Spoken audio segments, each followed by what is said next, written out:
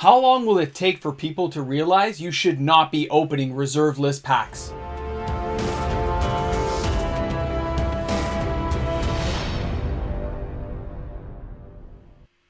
Hi everyone and welcome back. Thanks for hanging out with me. I am MTG Moxman. That's right, the guy who never graduated Magic University. If you're new to the channel, welcome aboard.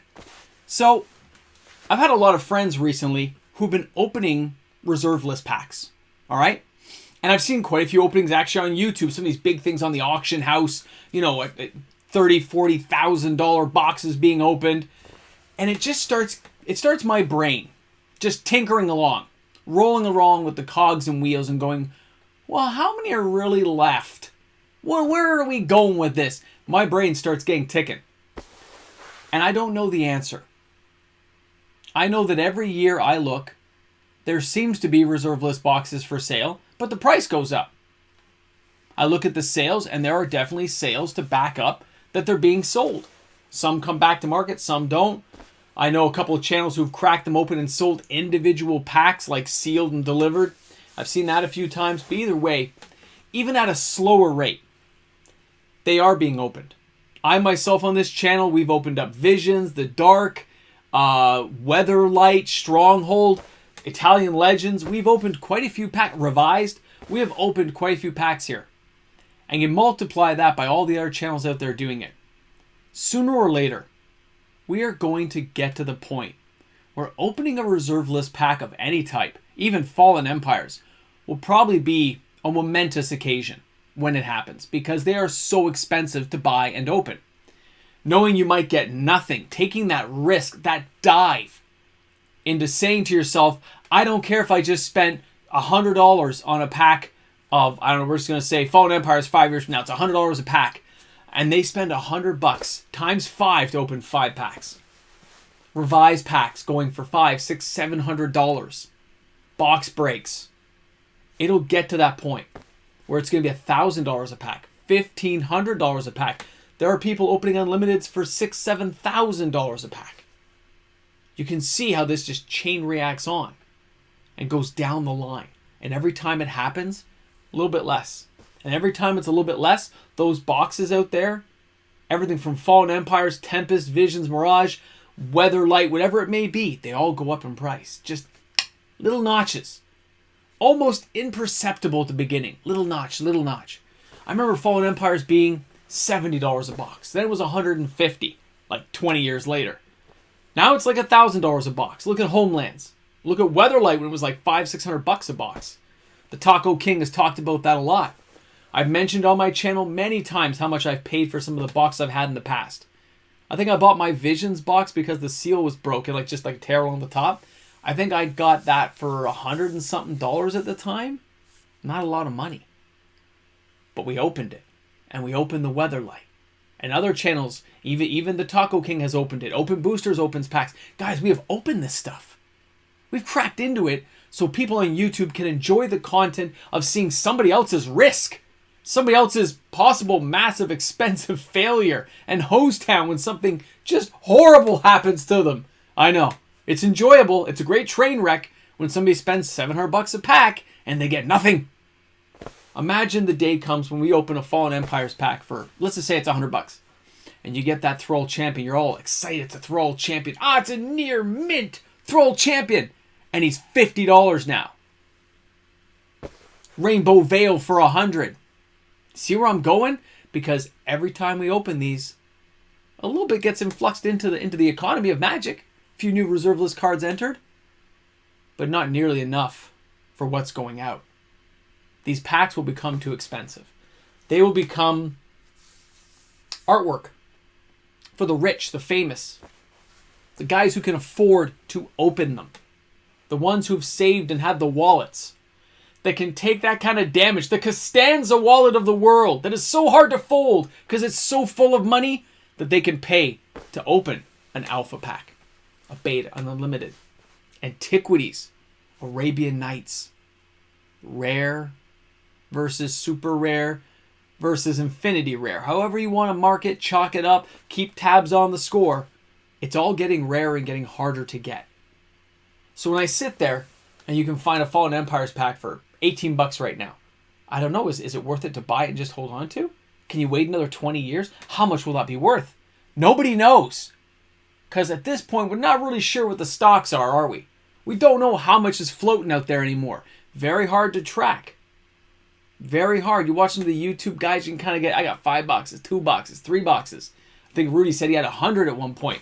But he was selling Fallen Empires packs for years. How many are really left? How many boxes you got left? 50, 60, 20, 10? How much are out there? We don't know.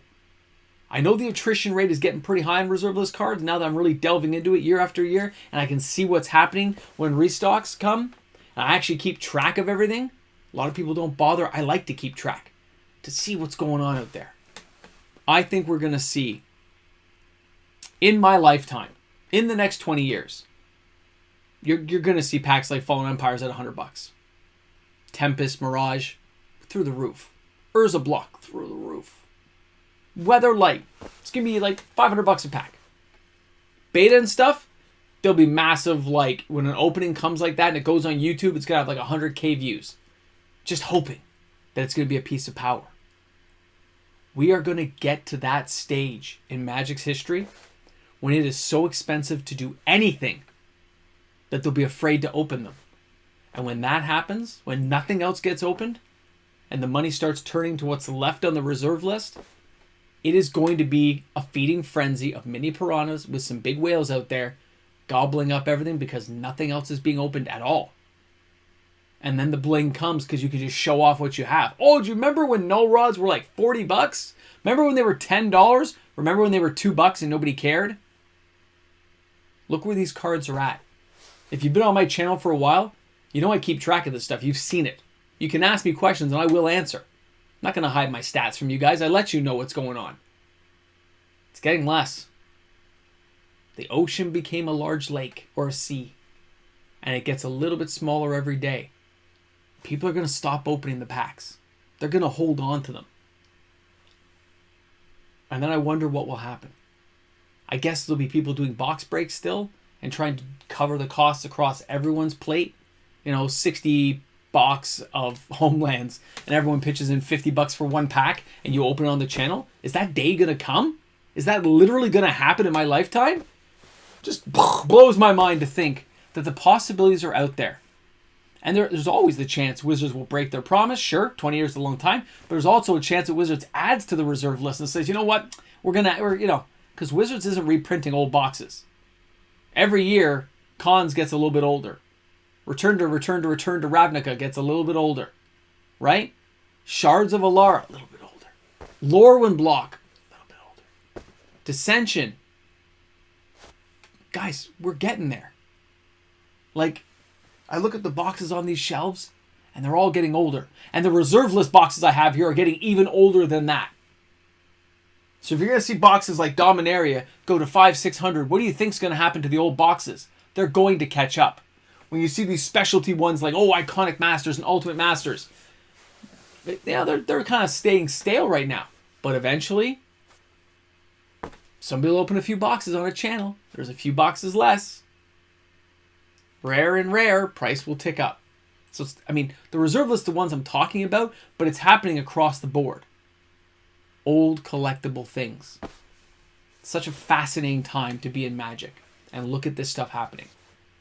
But when I watch these openings, I've seen some friends crack stuff. Like, I saw a friend open some revised boosters for fun.